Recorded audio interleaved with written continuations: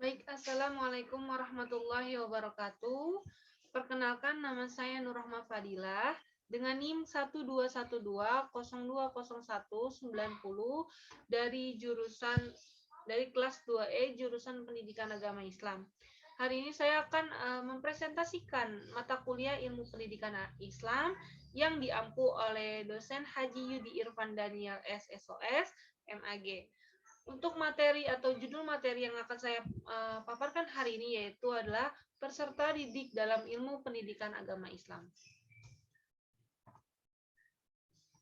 Tadi lanjut pada pengertian 20 tahun dari masyarakat yang belajaran yang sebagai ini diartikan sebagai orang pribadi ini, dan dia tuh ketujuannya dari diri menurut ilmu pendidikan dan memiliki perlu dikembangkan ke Allah yang belum mencapai maupun bagian lainnya memiliki dia harus membersihkan ibadah dari ini kelas dalam diri kita disampaikan oleh guru oleh kita gitu, paparkan diri, melantarkan diri, mencari ilmu itu dari yang belum menjadi lumayan memahami keilpun meselana ayat jangan stuck tuh yang ada hari lulus kita coba yang belum kita tahu tentang hal berdiam di kalau kita berubah di utama sumber hendak kita pun soal terus asik apa namanya itu juga tidak serta didik harus ada tenaga paham gitu dan sebagai orang atau mengagung zim dari yang ketiga serta ada sehingga dari meninggalkan mulai perlimanya dengan soal itu baru yang masih kita yang baik si ilmu pelajari satu kita ilmuwan kita pak tidak harus nilaian belum masuk ilmu hidup tundukkan oleh seorang itu baik dan harus ilmu untuk yang kesebenarnya dan akhirat dipelajari seorang penyelam yang satu dengan metode ilmu paradigma peserta didik.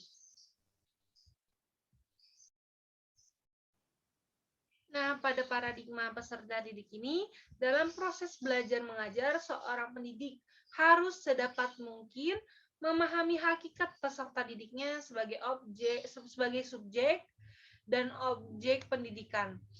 Kesalahan dalam memahami hakikat peserta didik menjadikan kegagalan dalam proses pendidikan.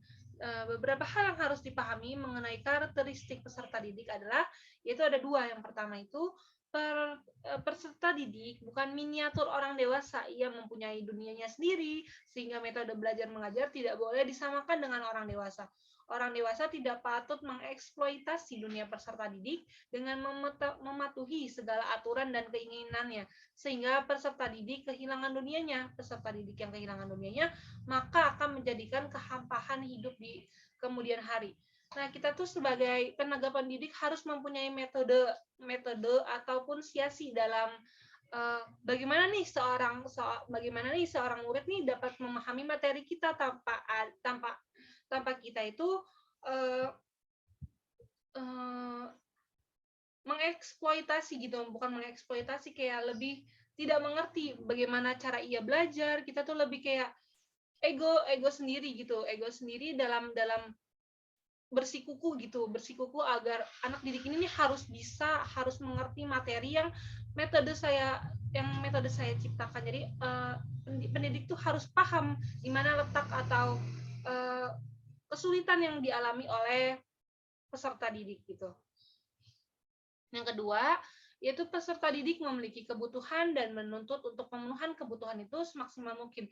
Kebutuhan ini di Abraham Maslow terdapat 5 hierarki yang dikelompokkan 2 kategori, yaitu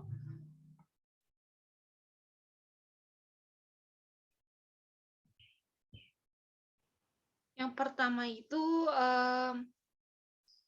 kebutuhan taraf dasar atau basic need, meliputi kebutuhan fisik, rasa aman, terjamin, cinta, dan ikut memiliki sosial, harga diri gitu. Yang kedua itu meta kebutuhan. Meta kebutuhan ini meliputi aktualisasi diri seperti keadilan, keindahan, keteraturan, kesatuan, dan lain sebagainya. Yang ketiga adalah peserta didik memiliki perbedaan antara individu dengan individu lainnya, baik perbedaan yang disebabkan dari faktor endogen maupun eksogen. Endogen maksudnya fitrah dan eksogen lingkungan gitu. Kemudian yang keempat, peserta didik dipandang sebagai suatu kesatuan sistem manusia sesuai dengan hakikat manusia. Peserta didik sebagai makhluk monopolis, maka pribadi peserta didik ataupun peserta didik walaupun terdiri dari banyak segi merupakan satu kesatuan jiwa raga yang tercipta dari cipta, rasa, dan karsa. Yang kelima adalah peserta didik merupakan subjek dan objek sekaligus dalam pendidikan yang dimungkinkan dalam aktif kreatif serta produktif. Lanjut ke materi yang akhir, yaitu aspek yang akan dibuka berupa pertama sebagai penyempurnaan dia dan berkreasi, yaitu petunjuk hal-hal yang dari sunnah. Mungkin itu saja. Mohon maaf